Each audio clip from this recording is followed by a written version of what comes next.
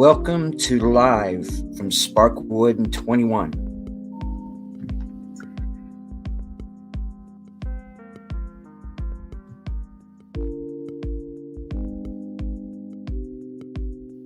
This program chronicles one of the greatest television series of all time, Twin Peaks, created by David Lynch and Mark Frost. Joining me on this journey will be superfans Last Call with Troy Pacelli, Netters Network, and Age Boomer. So slide into a booth at the Double R Diner and order a damn fine cup of coffee and a heavenly slice of cherry pie as we delve deeper into the world of Twin Peaks with part 2 of The Secret Diary of Laura Palmer.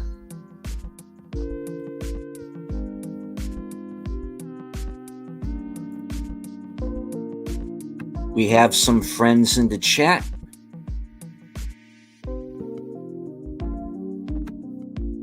Host of Films with Friends and a 10-word review, Big Al presents.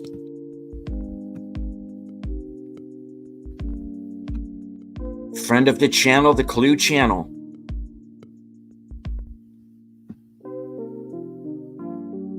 He's 9 subs away from 300. No, wait. 281, you said? All right, everybody. Sub to the Clue Channel. Let's get him to 300.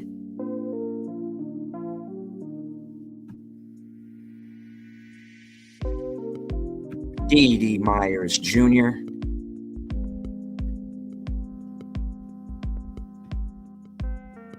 Don't forget to share out the stream, hit the like, and say hello in the comments.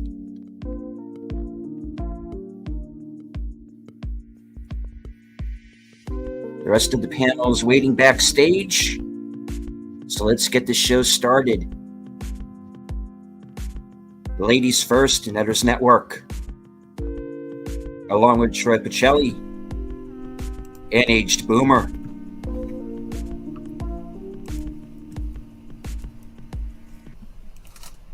All right. Well, good evening, everyone. Good evening. Thanks for having us back. Well, I can't do the show without you. No, seriously, I cannot do the show without you.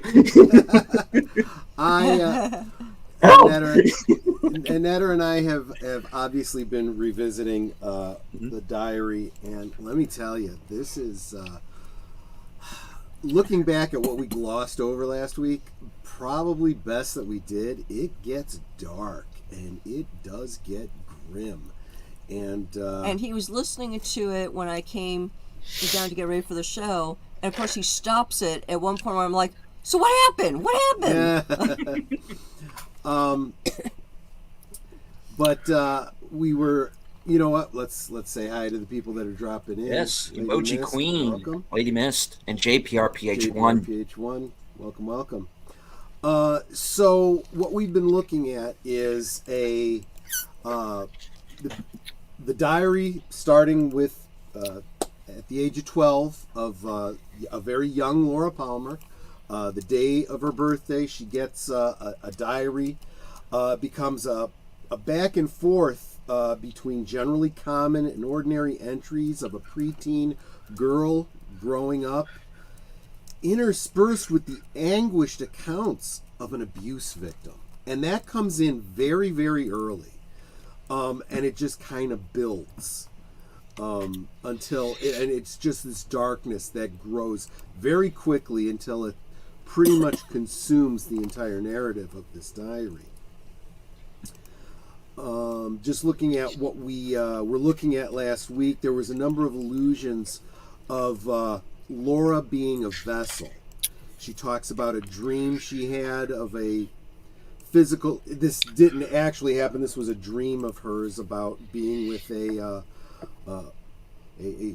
intimate partner who disappears into her and becomes like a fetus that she's carrying. And she talks about how at the point where it starts talking about going through her first period and her menstrual cycle and stuff, she talks about how it's like every time she has her period, it's like she didn't end up becoming a vessel for someone else. And she's afraid that that's exactly what she is destined to be, a vessel for someone else. And that's a theme that kind of keeps coming back and coming back. And it gets a little bit on the nose when she starts talking about these visions of her abuser, whom she refers to as Bob.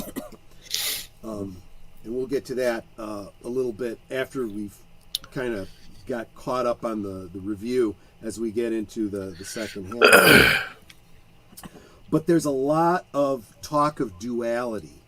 There's actually references where she talks about it's like she's leading a double life. She talks about there being two Lauras, the good Laura and the bad Laura, and it's a constant struggle to be good. She wants to be good. She wants to not think about bad things and whatnot. And again, a lot of it, if what was really rough for me the first time going through this back in the late 80s, I was majoring in psychology at the time. And I'm looking at this going, wow, this is really textbook of abuse victims, especially children, right, who blame themselves for what's going on and, you know, thinking that they're bad and if they're good, it'll stop. And it's just really, really heartbreaking.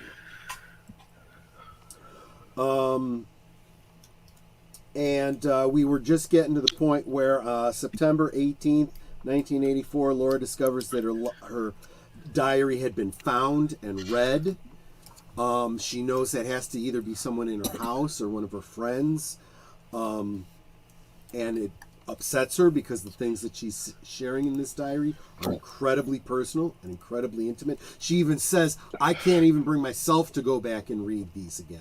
You know, and you know, so she feels very betrayed, and she spends over a year until October of 85 before she starts writing again. And now she's going to hide her diary in a different place. She also has learned that the horse that was bought for her ostensibly by her father on the same day that she got her diary, which she named Troy, was actually purchased by and is being the upkeep for the horse is being paid for by Ben Horn, who is her father's boss, which causes her some real dissonance. She distrusts her father because of that, but then she starts to think, well, maybe, you know, Ben didn't want her to know that, you know, he had purchased the horse for her.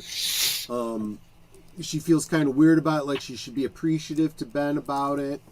But she also notes how Ben shows her more attention and apparent affection than he does to his own daughter Audrey. And it seems a little creepy, you know, and that gets that plays out later on as you start to see more of the relationship between Ben and Laura. Of course, by this point, we also know, as viewers of the show, that Ben, who owns the department store, he also runs. He has a controlling interest in One-Eyed Jack's.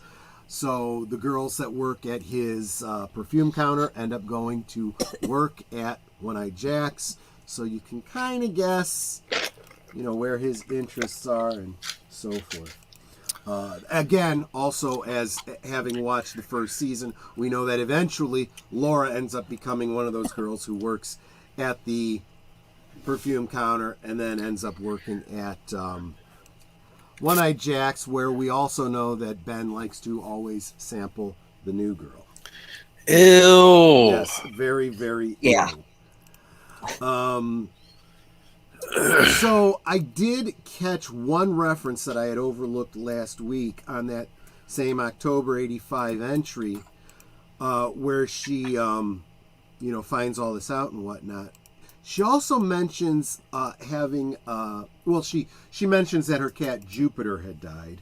Very Pet Cemetery-ish kind of, story where the cat has gotten out into the street and been run over. She's kind of heartbroken, and she's so angry that somebody would run over somebody's pet cat and then just keep going as if nothing happened, not even stop to say they're sorry, which is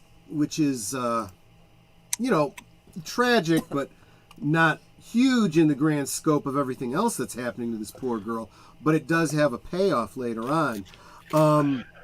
But she mentions that her mother made her favorite dinner, which included potato pancakes and creamed corn.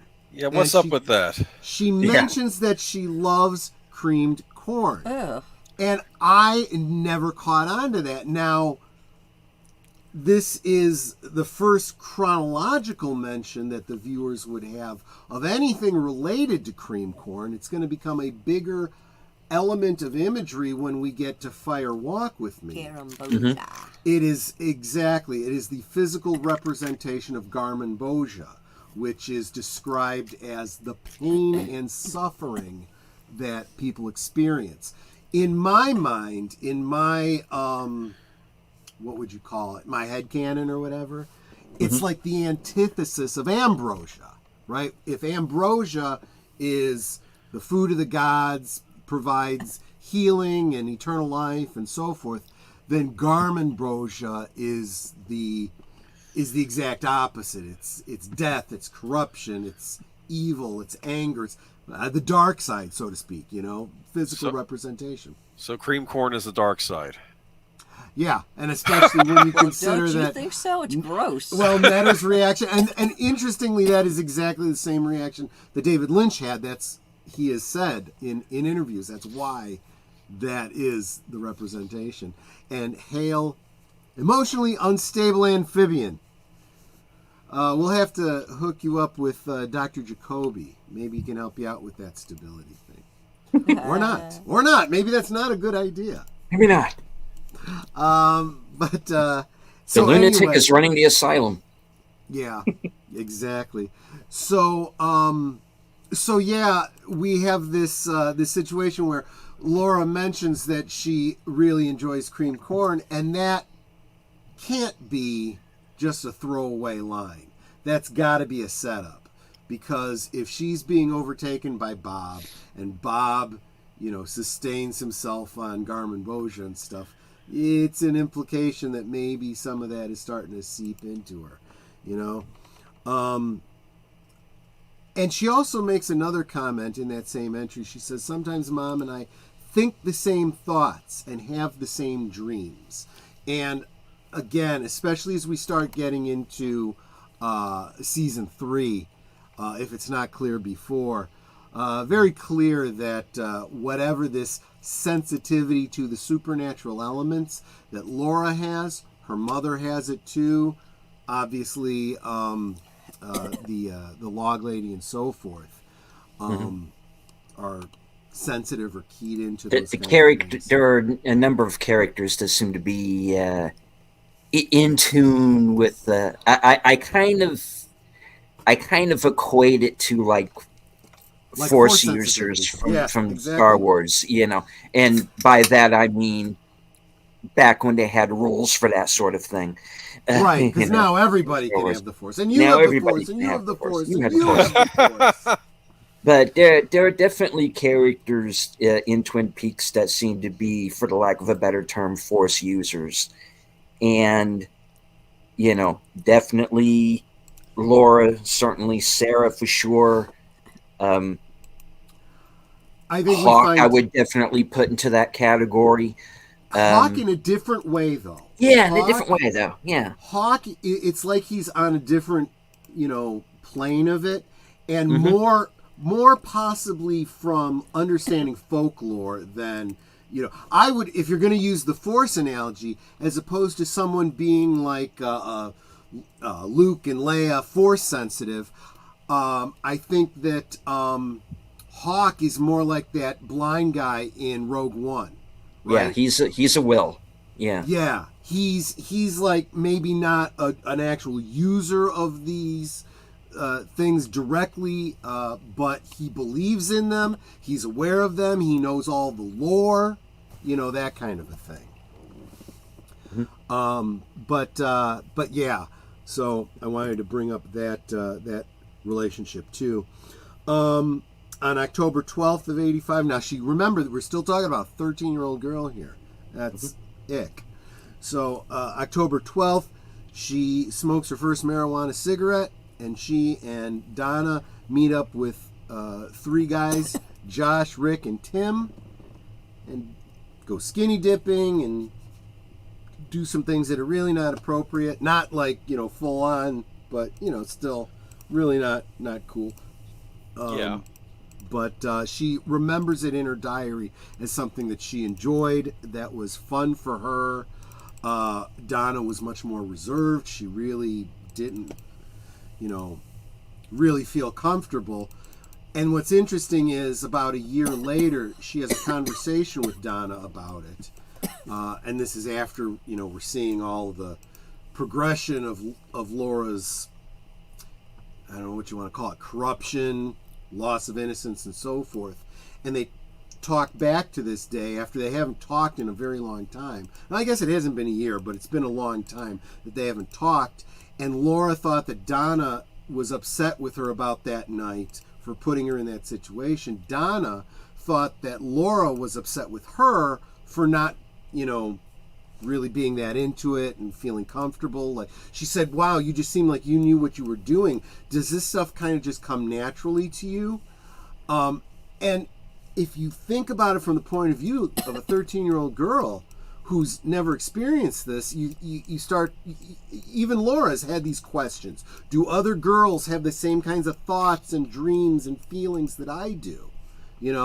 And I think, if you're objective about it, you're like, yeah, this is pretty much normal. But when you have Donna having that very same kind of thought, Laura feels stricken by it because she thinks, no, I'm corrupt, I'm dirty, I'm, more advanced in this, kind of thing than you are. And it makes her feel bad, which she also acknowledges. It's unfair to be that way towards Donna, and Donna doesn't even know, right? We had mentioned there's an entry from November 13th of 85. She's had her encounter with Margaret Lanterman, the log lady. She makes some reference to inside the trees there's souls. There's a poem that she tells, and again, that's going to come up in a bigger way in season 2. But I think deleted scenes, I think you're the one who would, it was either you or Boomer, I don't remember who mentioned it last week. It's like, yeah, it kind of feels like maybe Margaret's husband is inhabiting that log. And honestly, that's not. She talks to it in the book, right? Yeah. Exactly. Well, she does in the. Does she hush him? Doesn't she hush it at some point? There's a couple points where she says, "We're not going to. I don't want to hear about that right now." Yes. And on subsequent readings of this and listening to that entry again this past weekend, you speculate what it was that the log might have been saying to her. And I know how weird that sounds. The log is talking to her, right? But again, you take these things at face value. We've already seen that Agent Cooper didn't at first, and then eventually he found himself talking to the log, kind of being open to it. But what is it that the log is saying to her that she doesn't want to listen to now? And if you listen to that in the context and the order of what she does end up saying to Laura, I'm kind of the mind that maybe Margaret knows that something bad was happening to Laura. She even talks about children being easy prey sometimes. Everything isn't always as it seems, and so on and so forth. And she tries to give Laura hope, but it does seem pretty clear she knows some of what's going on. And I think you get that impression also from season 1. She's trying to convey some of that to Agent Cooper as well.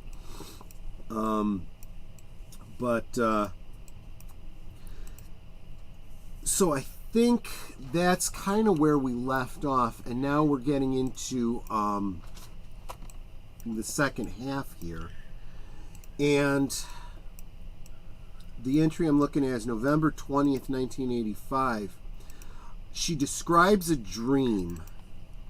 A dream that looks very much like a dream sequence we're going to see in Fire Walk With Me when we get there.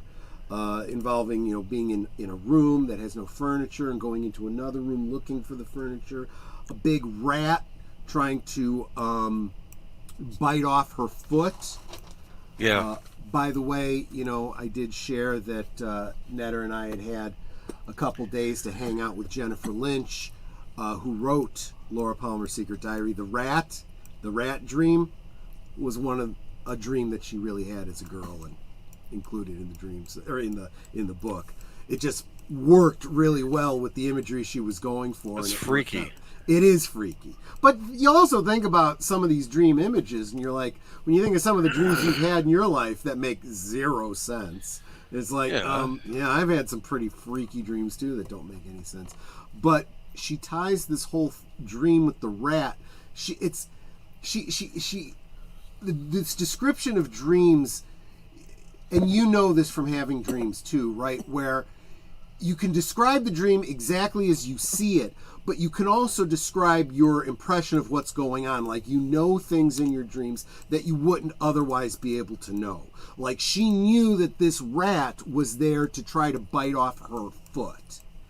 And that's not something you could possibly know. You could know, there's a rat, they're dangerous, they might want to bite you, but you don't know, like you've read its mind, that it actually wants to bite off your foot. But that's the kind of thing that can happen in a dream, right?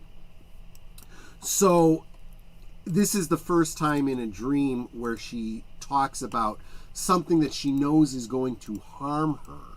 And she talks about wanting to cut off her foot herself to prevent the rat from gnawing it off. She wants to take control of her life, and if anything is going to harm her, she would rather do it herself first. And it really does lead into a bit of a talk about self-harm. So this is the first time that she starts talking about, various forms of self-harm. No worry, Connie. Of course, you can always go back and listen later, or you can actually go back to the beginning right now and listen to us on double speed, and it's going to sound like this. But might be kind of weird. Some of the dark stuff I'm talking about here played at double speed, so it sounds like it's being told by a chipmunk. So April 24th of 86, Laura seems to be rambling. Seems to be remembering or having an image of who's actually abusing her, but it's not clear. And she's afraid to remember, and she purposely tries to repress it. But then June 22nd, 1986, Laura actually describes Bob. And it is the same character that we saw in the early episodes, described by her mother, that they did the drawing of, have you seen this man, and so forth. Long, dirty, whitish gray hair, unshaven, gross. Yeah. So that is Bob. Now, July 25th of 86, she's 15 years old.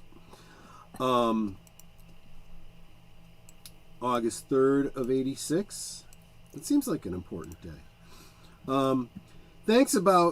She talks about living two lives, and she has her first somewhat intimate interaction with Bobby Briggs. And the way she describes it in her diary, he's very nice to her, and he like every guy who's ever had his first experience with a girl, right? He immediately confesses his love to her.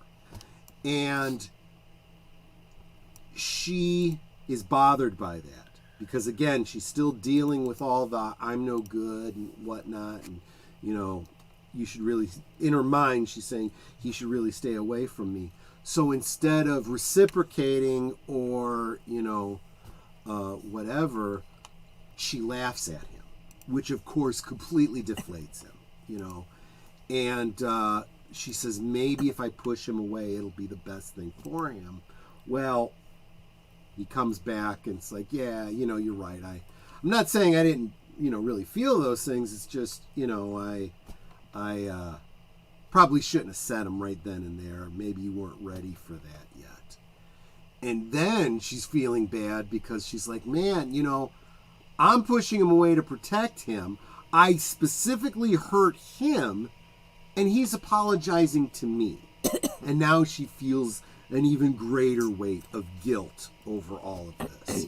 And again, that's something that becomes a recurring theme with Laura. She tries to push good people away, good people that might be able to help her under the right circumstances, but she ends up, sacrificing herself for them and what's best for her in some sort of a noble pursuit to protect them really from the evil that she has, that she feels manifesting within her. Let's see here. So by February 3rd of 87, again, 15 years old, she's done cocaine. Been to a couple of parties with Bobby and Leo. Had a full-on physical encounter with another woman.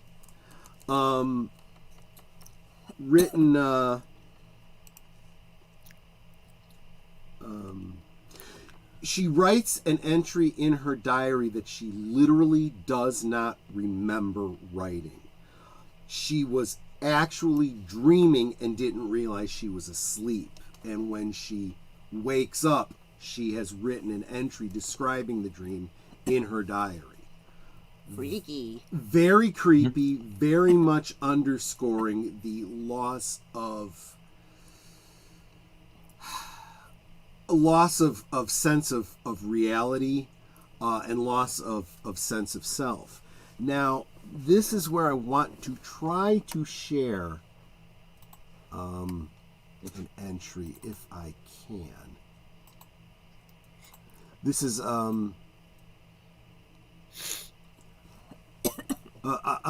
this is a portion of an entry from 1987. I think what I'm going to need to do is share my screen and ask you guys to when we start this, you're going to have to or deleted scenes. What you should probably do is mute yourself in Boomer when you actually share the presentation, and then we'll just end it when it's done because otherwise we'll get feedback.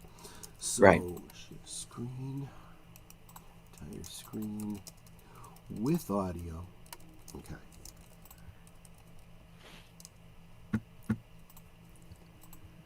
I'm just going to have to tell everyone and make them believe and just tell them what?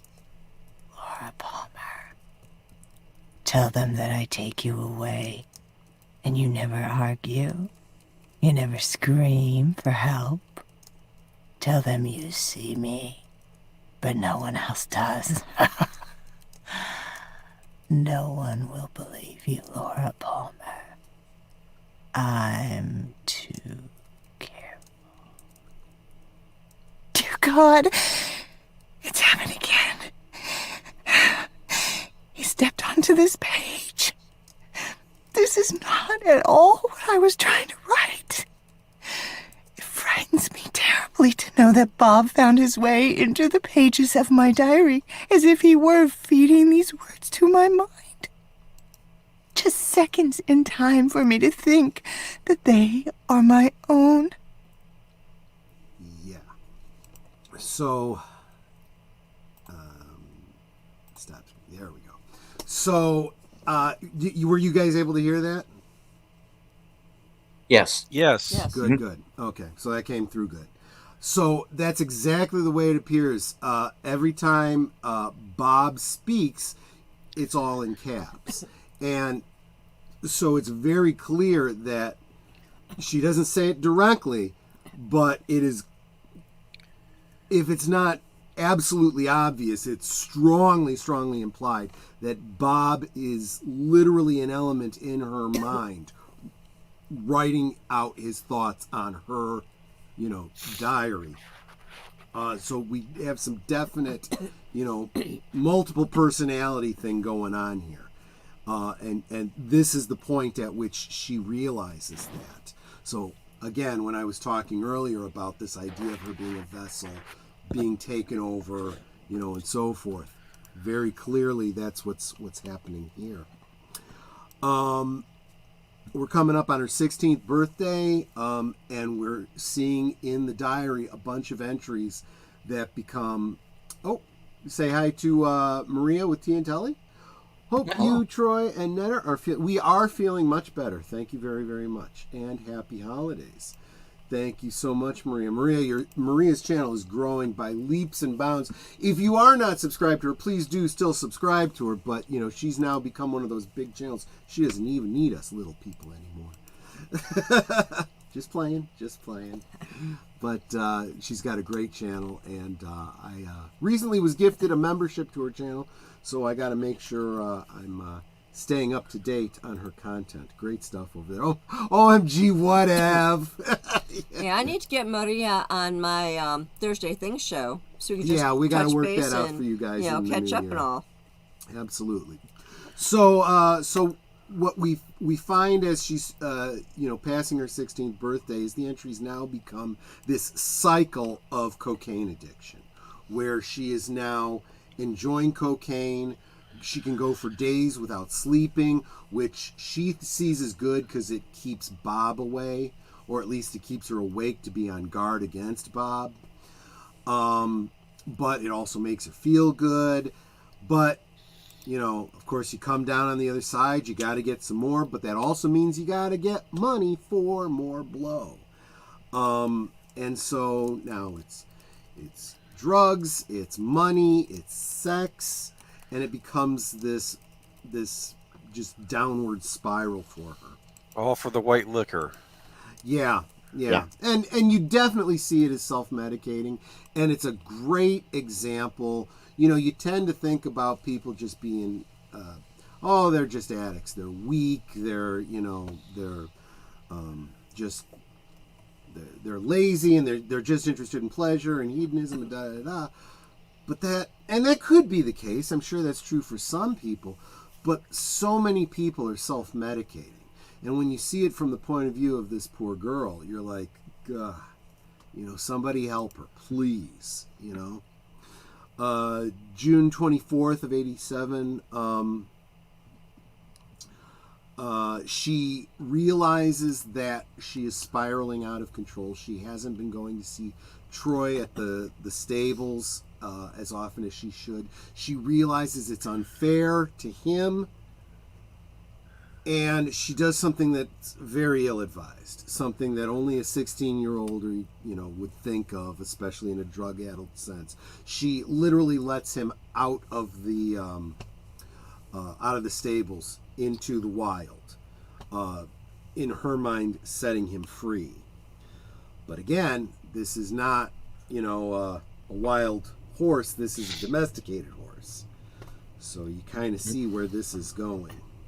But she does do it again, as she did. This is very much an echo of what we were just talking about with Bobby Briggs, pushing him away because she thinks it would be better for him, right? December 21st of 87, she's starting to lose a lot of weight, as you do when you're on amphetamines. And she likes that, but her mother's getting very concerned about her. She wants to start looking for a better job. And then, let's see, where is it? On Christmas Eve of 87, she goes to the Double R Diner.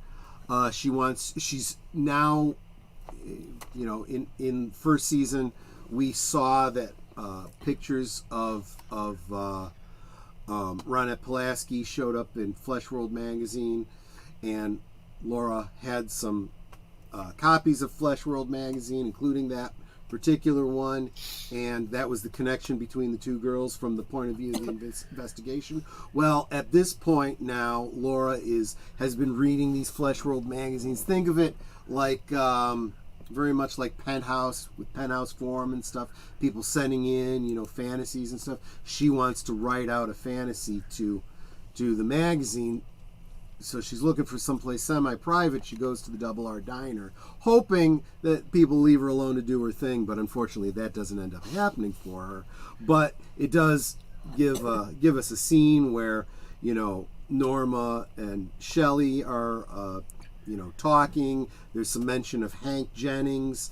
Laura also talks about how pretty Shelley is, but apparently Shelley and Leo are having problems, and she has a little evil thought that, well, if you and your husband aren't, doing very well, that's okay. I'm taking care of them myself. So it's like, oh, ugh, again with all of that.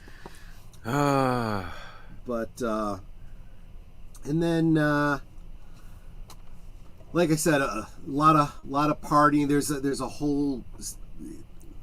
This is actually something that would be very cinematic. I think would play out really well, where she and Bobby and Leo go to get some more cocaine from some group that's involved in this, whole drug thing, and things go all higgledy-piggledy, especially because the other people are already coked up and paranoid, and Laura ends up stealing a kilo. And everyone starts shooting at each other, and they all have to run for the hills. That's a lot of coke, isn't it? Yeah, it's like a big, brick. What's that worth? In 1987 money, I don't know. I have not a clue. I don't know what it is in today's money. Well, okay, yeah, I don't either. But I'm sure it's a lot more money than I spend on action figures. That's all I'm saying. Okay. So, but she.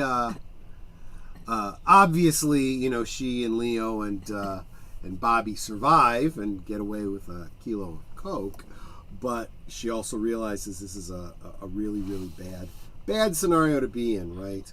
So as she is getting them out of there, she's driving this truck, and she ends up running over a cat, and it's a cat that looks just like Jupiter.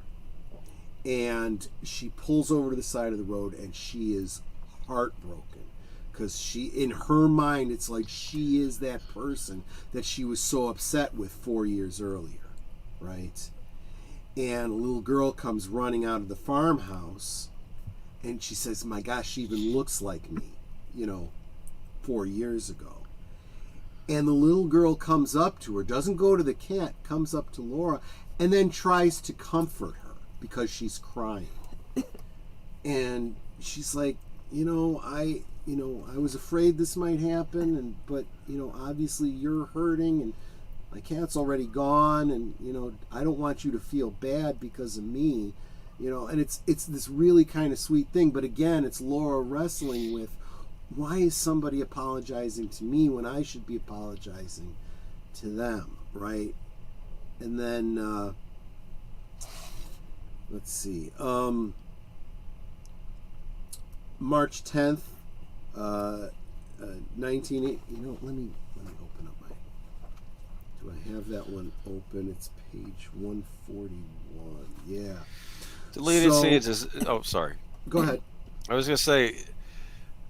Are there any other? I'm just wondering if there were any other things of significance right now. Just I don't know, like the cream core. Anything else pop up like the Jupiter cat? Like what else? Have I missed any analogs or analogies? As far as the creamed corn bit is concerned, it does come up again, especially in Firewalk with Me. It happens a couple of times. There's also a situation when I think it's Laura and or Shelley when they go out on the Meals on Wheels tour, and they drop off a package with a woman who we are told at first is named Chalfont. Mrs. Chalfont, Right. who lives with her grandson, who's actually played by David Lynch's son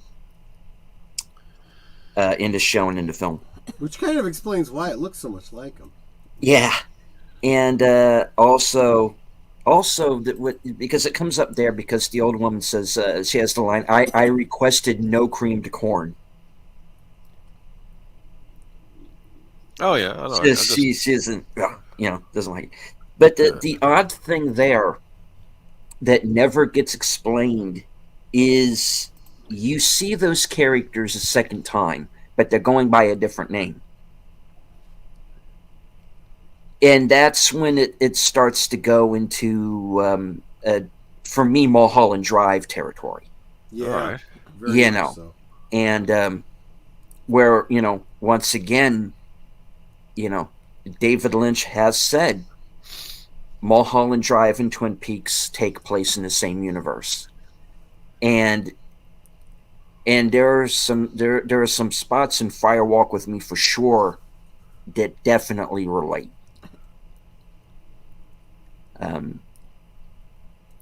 It's these weird things that keep popping up. The creamed corn bit, which seems innocuous, but is it? Yeah. We've said that there are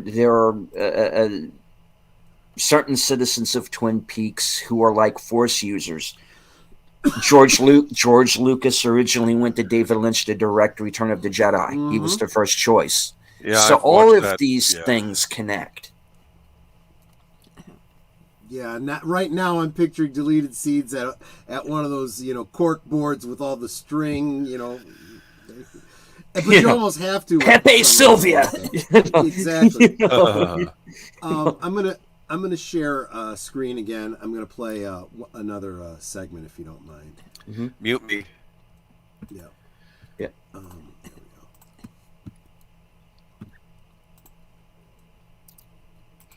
Benjamin Horn just called. Mom yelled up the stairway that it was for me and that it was Benjamin Horn. My first question, before even a hello, was, "Is Johnny okay? What is it?" He said that I should sit down for a minute. I knew Dad was home. Mom was home. Johnny's all right. What is it? He said that Troy had been found this morning on the tracks up by the border. His leg was broken, and 3 of his shoes had come off. Not to mention the fact that he was completely malnourished. He hadn't been able to find food. Benjamin said he was sure it was Troy because of the Broken Circle brand on him. Benjamin said that he watched the border police shoot him twice to the head. He said it appeared that someone had let him out. He promised me over the phone that he would find this awful person and make certain they knew what they had done to a beautiful young horse. I hung up. I looked around, and everything went gray. Black. Gray. Black. I am so bad.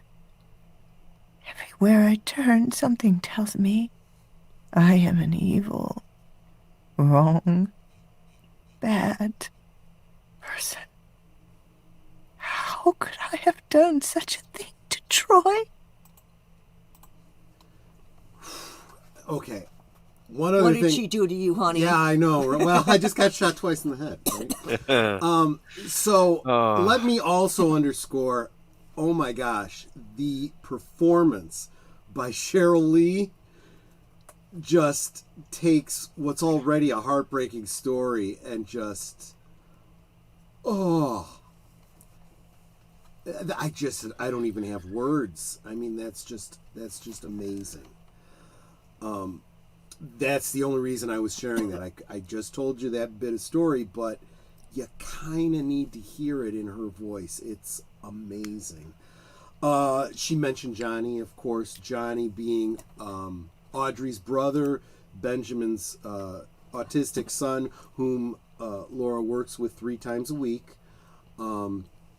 Just, trying to help him socialize, help him, in any way that she possibly can, just be friends with him. That's the first thing she asked, is Johnny okay? So yeah. And then we're starting to really get into a lot of entries where the entries in the diary are missing. Lots of pages ripped out. A lot of entries talking about and to Bob. More of that back and forth with Bob.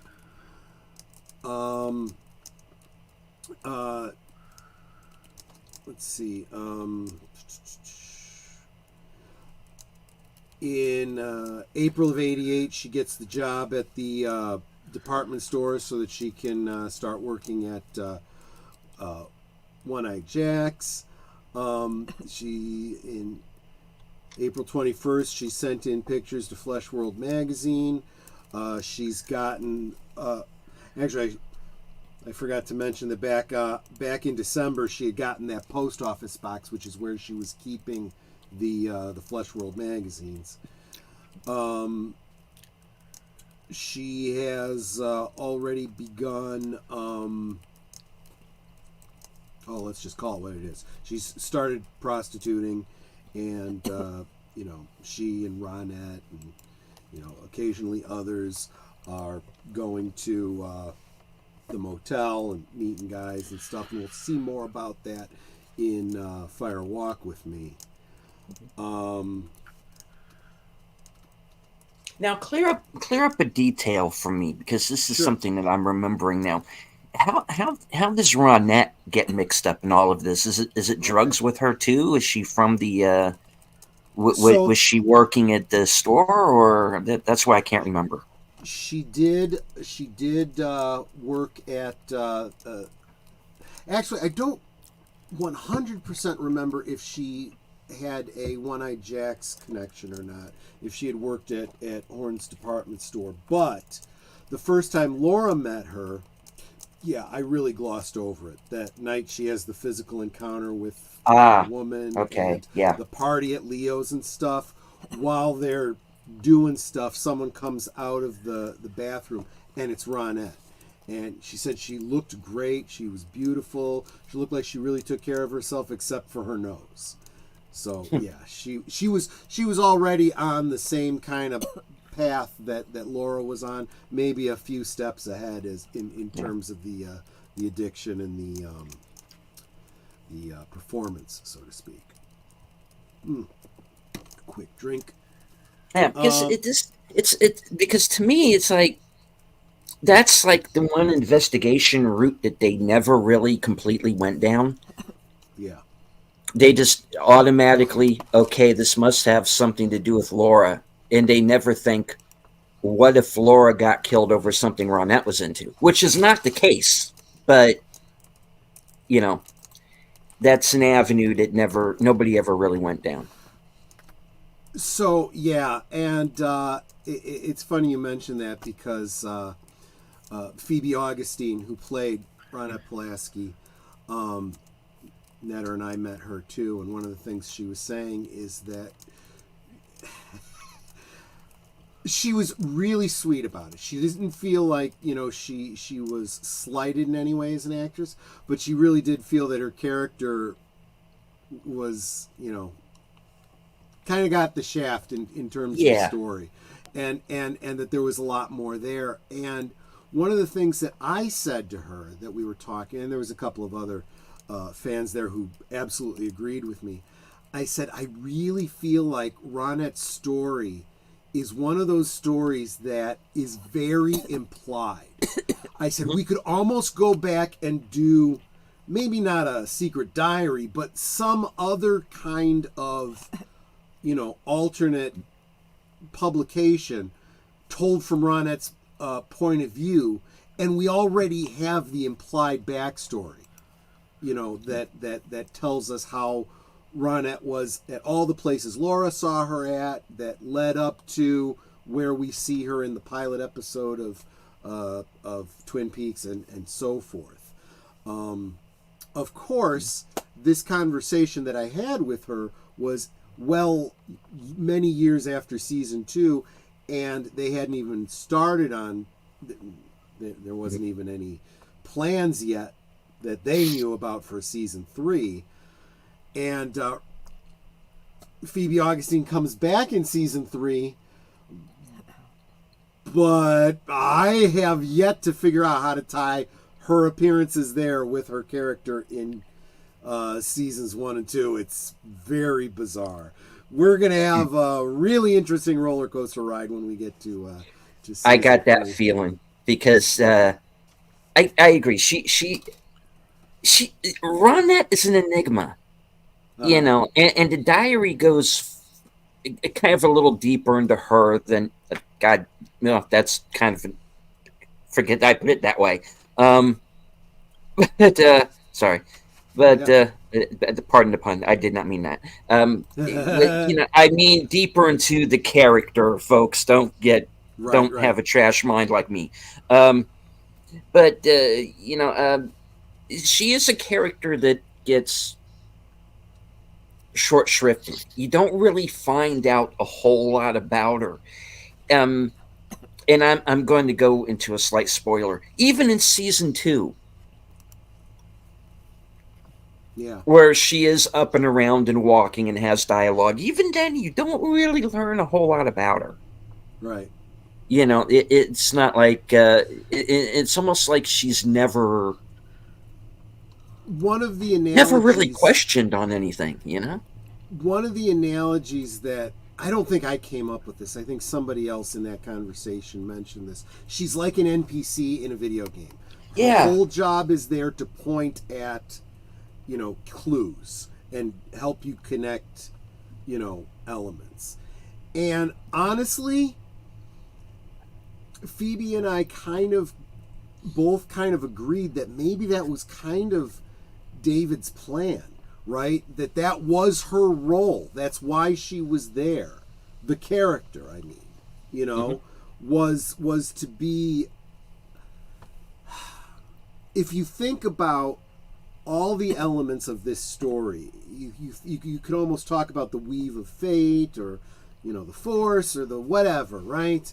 And maybe to some degree, Ronette is kind of an NPC. She is a person in her own right, but her story is really just pointing people towards things they otherwise wouldn't connect together.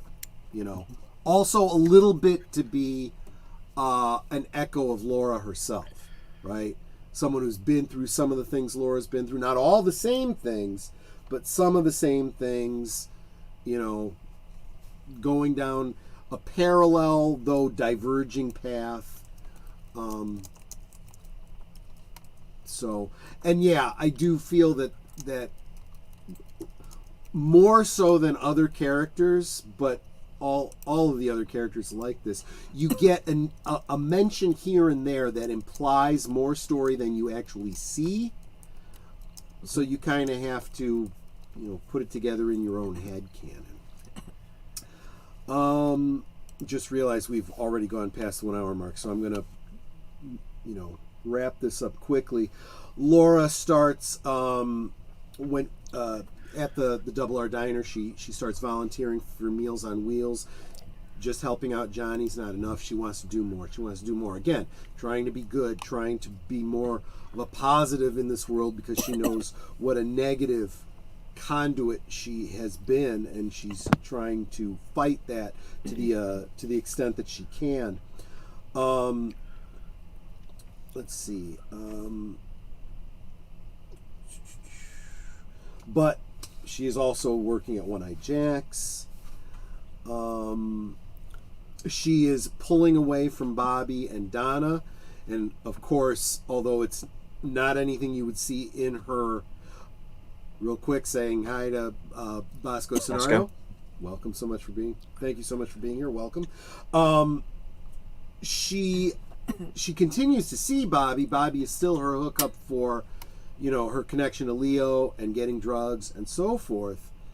And ostensibly, they're still boyfriend and girlfriend, but he started to pull away from her. He's not even calling her. She has to call him, and she calls him when she wants drugs. Really, that's the only reason she's calling. They're not even connected anymore. This is got to be, and this is one of those examples where, because of what we know about Bobby from other media, specifically the show, right? We know he's seeing Shelley Johnson. So it's got to be in this time. If he's not calling Laura, well, that's because he's, seeing someone else and Laura doesn't know and probably is not keyed in enough to even care, really. But she also realizes that she and Donna don't have anything to talk about anymore. They're now completely running in two different... Even though she still considers Donna her best friend, she's kept Donna at arm's length so much. And there's a huge scene that really underscores this when we get to Fire Walk With Me, where you really get the very visceral image of her. I don't want you being tainted by this life of mine, But the diary is longer and more subtle throughout, getting at her, keeping her at that arm's length. It's interesting because the August 31st of 88 entry talks about, I reread yesterday's entry, but if you look back at yesterday's entry, page ripped out, and sometimes you wonder if she ripped out the page. Did Bob rip out the page? That also comes up more as we go forward. Excuse me. Still do have a bit of a lingering cough there. She's now seeing Dr. Jacoby.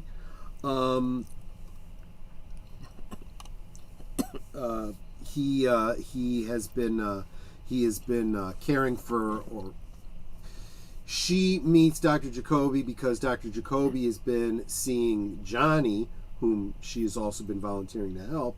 So she ends up starting to see Dr. Jacoby, but as we kind of know from the show, it's not as professional a relationship as it should be if Dr. Jacoby was being truly professional, right?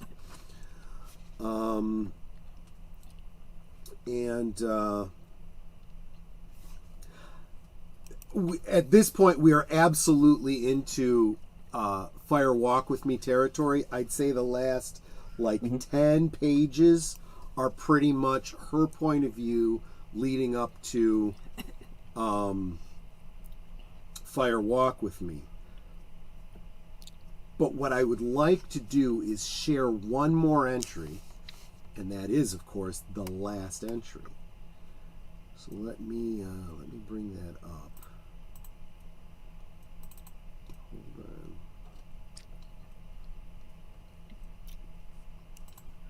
Give me a second here.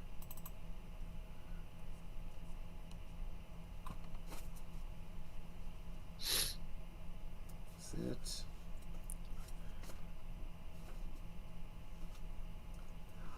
Oh, yeah. There we go. Okay. Got it. Sorry. I had to... I'm literally playing it off of the audio CD, so that's why I got to actually look for these entries. So I'm going to, one more time, share my screen. Share screen, entire screen with audio.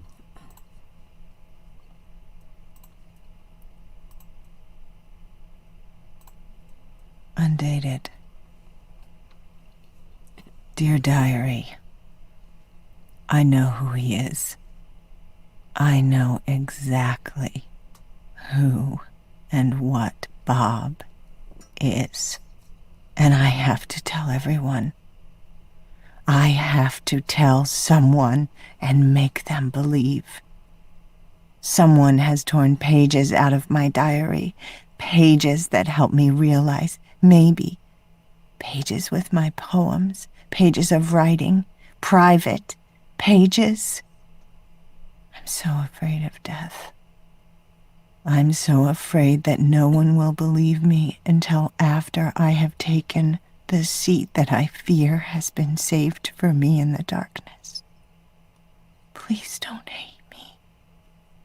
I never meant to see the small hills and the fire. I never meant to see him or let him in.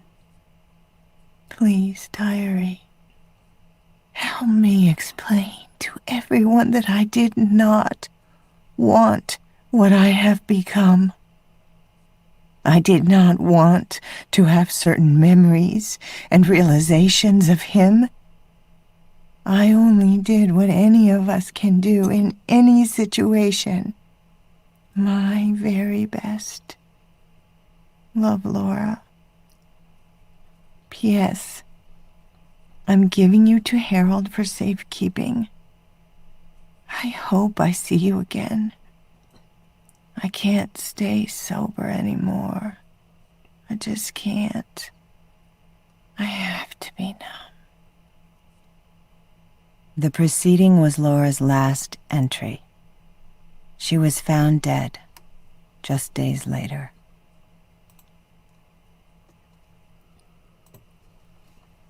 Ooh. Oh. And So it answers nothing. no, because, and this is what I said. This book came out between seasons 1 and 2, which is why we're doing it now.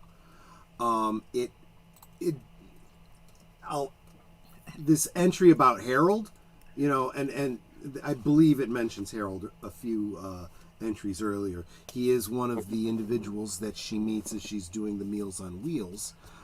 He looks very much like that icon in the lower left-hand corner, as a matter of fact. But for the reader, they would not have seen season 2 yet. So this was the one, I guess these days they call it a spoiler, but it's not really a spoiler. It's just there is this character that will be introduced in season 2. You guys have already met him because he was talked about in this book. So again, this is one of those the multi-platform concept where if you went ahead and read this after season 1, you felt like you knew some things that the other viewers didn't. You go into season 2 going, well, I know Bob is the one responsible for her death, but I don't know who Bob is. Laura does, clearly. And the reveal comes, reveal comes early in season 2, but we back up and see it again from the point of view of Laura's diary through Fire Walk With Me. Knowing already, who it is, we get to back up and see the setup. Kind of like how many of those movies you've seen where, you see something and then you learn something new and then it rewinds and it plays something again. What was that movie that there was a terrorist attack and you see it from different people's points of view? Vantage Point. Yeah. Vantage Point. Yeah. It's in a minor way, it's kind of like Vantage Point. Where we're gonna find out who killed Laura Palmer, and then we're gonna back up, and we're going to see all these events, not all the events that I just discussed from the diary, but the last couple days of her life, from the point of view of all the NPCs and Laura herself that we didn't know about going into season 1 and season 2 of Twin Peaks. And that's Laura Palmer's Secret Diary. Yeah. There was the last year that Netter and I were at the Twin Peaks Festival up in Snoqualmie. They had a costume contest. It was a costume contest, but it wasn't really focused on the contest so much as it was, an opportunity for people to dress up like the characters or whatever. And who could come up with the best idea? Yeah, one girl came dressed as the missing pages.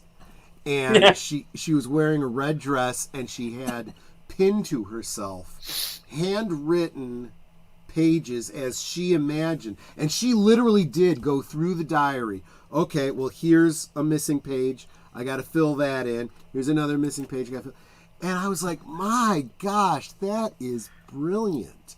The one that I thought was pretty interesting was the girl who came as the silent drapery runners. Nice. What? Those are the kinds of costumes she was some people wearing, did, yeah. the pole for the draperies across her shoulders, and she had draperies in front of her and the back of her, like to cover her body, so just like her head was there, so she could see where she was going, and she would pull the strings to make the draperies open and close. Yeah. She was the silent drapery runner. Exactly. I saw it in the window, and I just had to put them on.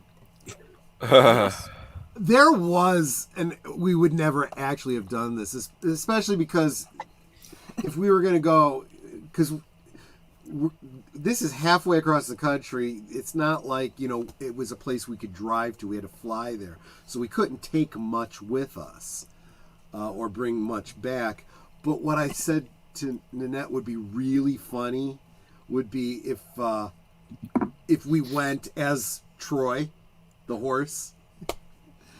But that would have been just way too cumbersome a costume for us to bring, literally cross country.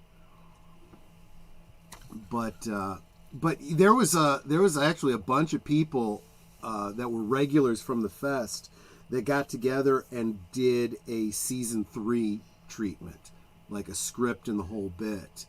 I think I still have a copy of that on a hard drive somewhere. It was really, really good, but it's that fan fiction kind of writing where or expanded universe type writing that doesn't really affect the canon or continuity of anything. You know what I'm saying? So they knew full well that they were hoping there'd eventually be a season 3 that would, supplant what they'd done, but maybe it would, not affect anything too Was much. Andy involved in this season 3? Yeah, there was a bigger focus on Andy and what was her name? Lucy? Lucy, yeah, Andy and Lucy. Basically because as they were writing, they were like, well, Andy and Lucy weren't focused on too much, so chances are they wouldn't be focused on so much in season 3. So we can probably do stuff with those characters that's not gonna, run too afoul of any other canon. So, but yeah. But that I think gets us set up for season 2, and I think everybody's pretty much ready to find out who is Bob. And what about Bob? Yeah, well, and Yeah. let me just tell you, once you find out, you'll kind of wish you didn't know. Yeah. What about Bob? Yeah, we'll definitely get into that. But anyway, that's all I got. I hope everybody enjoyed what I had to share. I have a question. Did Jennifer Lynch write the missing pages and then not ever put them in the book, or? I don't think so. That's a good question that I never actually asked her. And I think what happened was, as they were getting towards the last third of the book, they started looking and saying, I think they were starting to run into places where they had to stretch out time and they didn't want to get too detailed. So they were like, this would be a great place to put a few missing pages. We have no idea what's there, and then we can jump ahead a little bit. Because as you get to the last couple days before her death, which is just before the first episode, we know very, very well exactly what has happened. right? But before that, and for little segments in between, we might not know the details. So that they kind of glossed over with the missing pages. Although, at least one missing page does turn up again, and we'll see that in season 3. Many, many years later. Cool. Oh, okay. Yep. So there we go. In fact, there's part of me that's kind of tempted to, go back and look at that again and type it out and insert it into my into my copy. Is the missing page in season 3 reveals that Laura Palmer invented the internet? Like she thought of how to, all one night she was going to wrote it down, and then it didn't happen. Darn, that would have been very useful, right? Wish we'd found this 30 years ago. Hey, look at this, my screenplay idea about a bus that, has to go over 50 miles an hour. Yes, there you go. Exactly. Damn it. Here you go. Yeah. That recipe for s'more schnapps. There you go. Okay. We're gonna go right into season 2 next week. We are. Okay. And as everybody remembers from season 2, from the ending of season 1, there were a couple of cliffhangers there. Yeah, and we had a who shot JR moment. Yeah, who shot Dale Cooper, right? Mm-hmm. We have 3 characters who are literally into fire, and we've got a couple characters in the hospital. Mm-hmm. We have we're aware of one character that will not be leaving the hospital alive. True. And we, in that instance, we know who it was that killed him. Yes. So there you go. Yeah. So next week we're going to get some answers, and not all of them, but some. We're going to have some more questions too. Like I said, the max, fill in the blanks, find more blanks. Crazy. If it's not clear to you, if you are in this for you want everything answered, you're going to be disappointed. But I'll be honest with you, if you did get all of your questions answered, you would be disappointed, because really the fun of it is the journey and the questions and the mystery.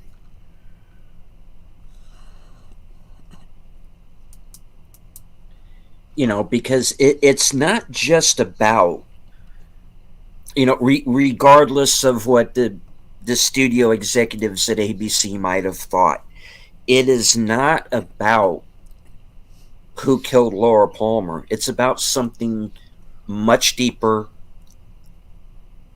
and much older. This goes back to before any of the characters we're looking at now were even born.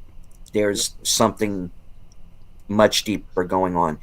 And again, having not seen season 3, I definitely have some theories.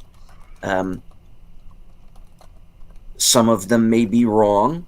I've got one theory for sure that I'm absolutely convinced now that I'm right about. But even then, that's not going to answer everything.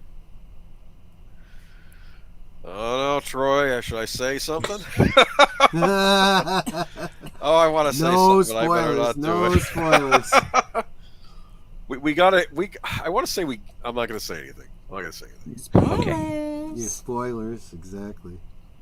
And as I've said on other shows, in the past episodes, and even during, even going back to, and I I don't want to keep bringing up Mulholland Drive, but it does come up, and it is same universe, and there are things that relate. I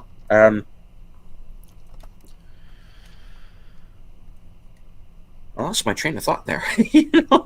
Mulholland Drive. No, but before that, damn it. Backtrack, you'll think of it. Temporary Alzheimer's. I'm sorry. I was going somewhere with that, and I lost it. It happens.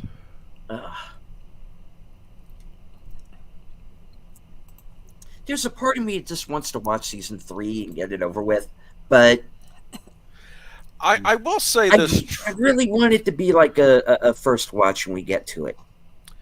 Well, I have a question, Troy. What do you think? Do you think maybe before we watch each episode, should deleted scenes watch it ahead of time, but just watch one episode ahead of time? I mean, you know what I'm saying? Like, if we do episode 1 of season 3, should you already watch before we do the live stream? What do you think?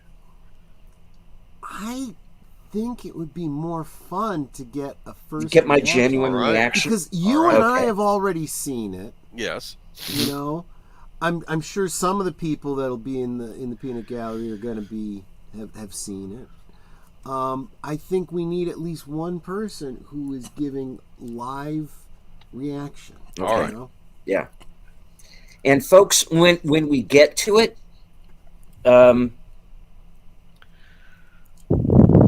you're going to get my honest reaction, as I always do honest reactions to everything, every watch party where I'm seeing something for the first time. I will try to keep things PG-13, but if not, because we have been trying to keep this a PG-13 show, because this was like a network show. It wasn't like they couldn't.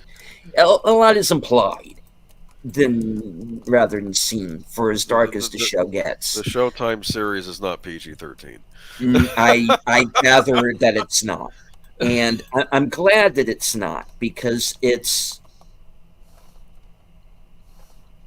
you're not held back by the standards and practices of a network show. This was a show that was really ahead of its time in the fact that it really needed to be on FX or a channel like it. Yeah. It to really be the 100 proof Twin Peaks that we get in Fire Walk with Me, that we get in The Diary, that we get in Cooper's autobiography. There's some scenes there, that take a dark turn. And that's even before he gets to Philadelphia.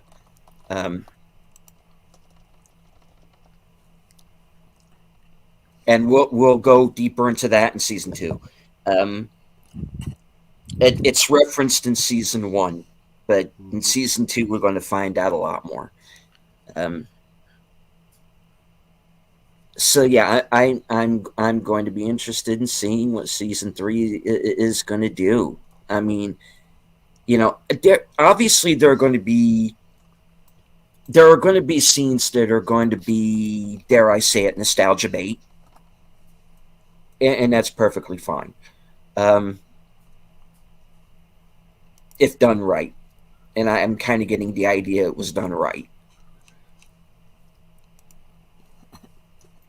But I also know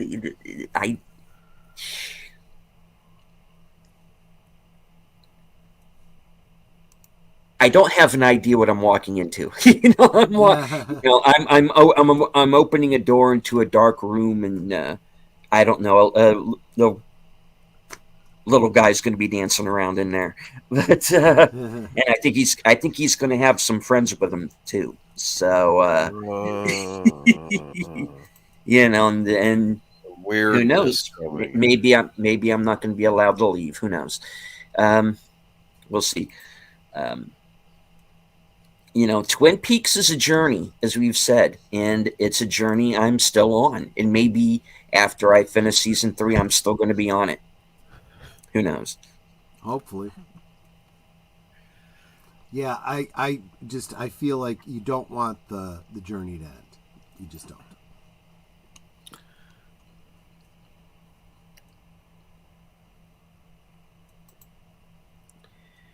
All right. So, ladies and gentlemen, that was The Secret Diary of Laura Palmer. It's a side trip, but you get more insights into Laura's state of mind. What Laura's state of mind was prior to her death. We get more of it in Fire Walk with Me, and we'll delve deeper into it when we get to it again. And we are going to go into that again. I think we should.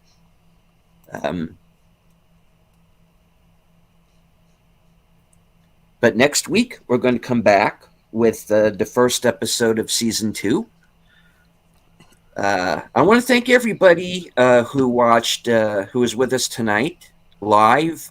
Big Al Presents, The Clue Channel, Dee Dee Myers Jr., Lady Mist, JPRPH1, Leia Rose, Emotionally Unstable Amphibian, Connie Clary, Jedi Bill, Maria with Tiantelli, and Tabasco Scenario. I want to thank everybody who was watching the simulcast on Twitter. Everybody who was lurking in the background, which is perfectly fine. You do not have to join in the chat as long as you enjoyed the show. Give us a thumbs up. If you're new to the channel or the Troy and Netters or Boomers channel, please feel free to subscribe. Our friend the Clue channel is also on his way to 300. Let's get him there. 300.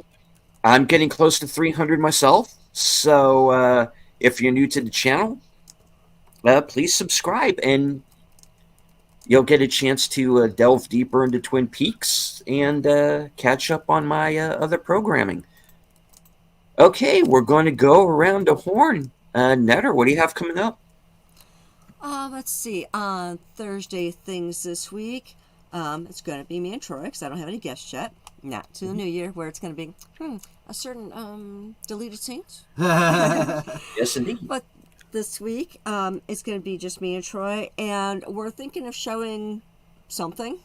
If not, we'll just be chatting with everybody. I might invite some people in to join us on the panel.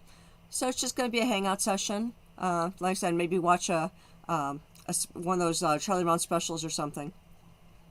Yep.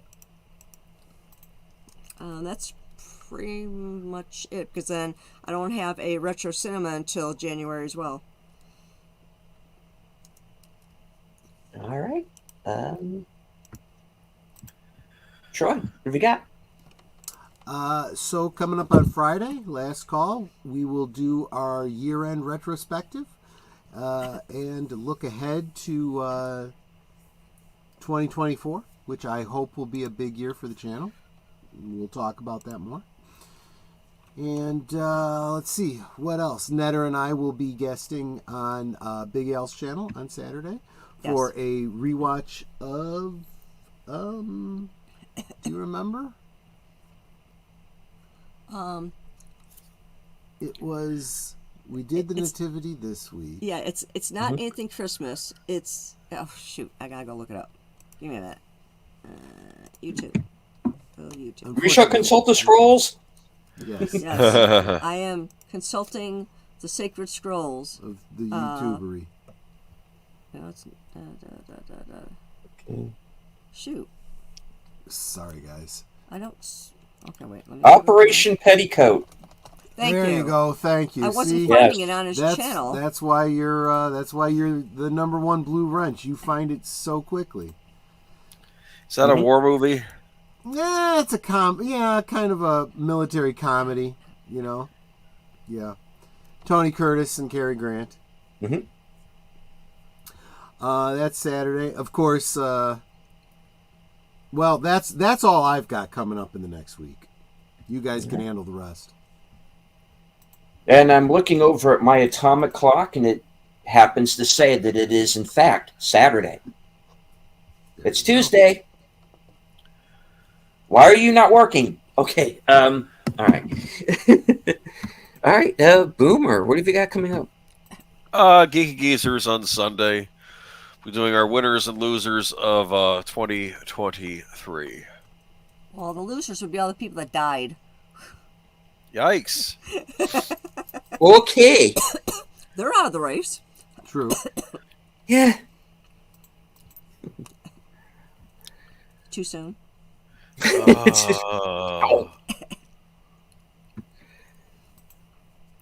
All right. And, well, okay, that leaves me. I have my weekend update, which will be after Thursday things. So let's say around 11:15, 11:30. There will, of course, be Western Cinema Presents, hosted by Jedi Bill. That will be Sunday at 3 p.m. Nevada Smith, starring Steve McQueen. Oh, Will be wow, the that's movie. classic. Mm-hmm. And then, of course, later that night, Unscripted, which will be my end of the year show, which I'm going to entitle "Failing Upwards."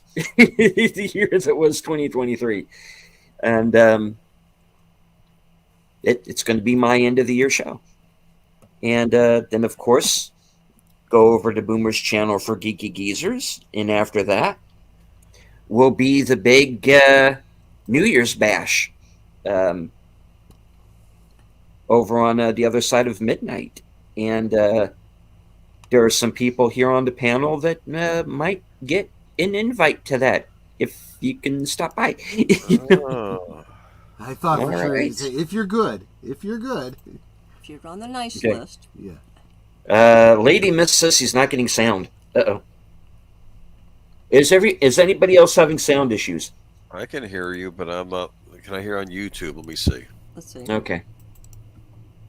And hello to Geek Flag. Says I just got home. Traffic was terrible. Quite all right. You can go back and Yeah, I'm hearing on YouTube just fine. Yeah. okay. All right. So Nate, just go back and rewind the show and catch up. All right.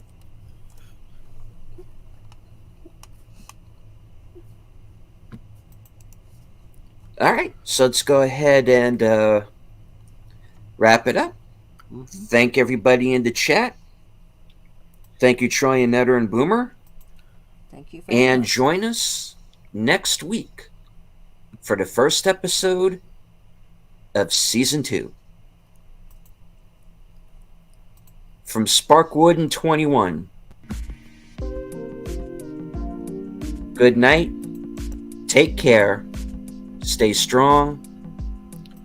Because this is how we win.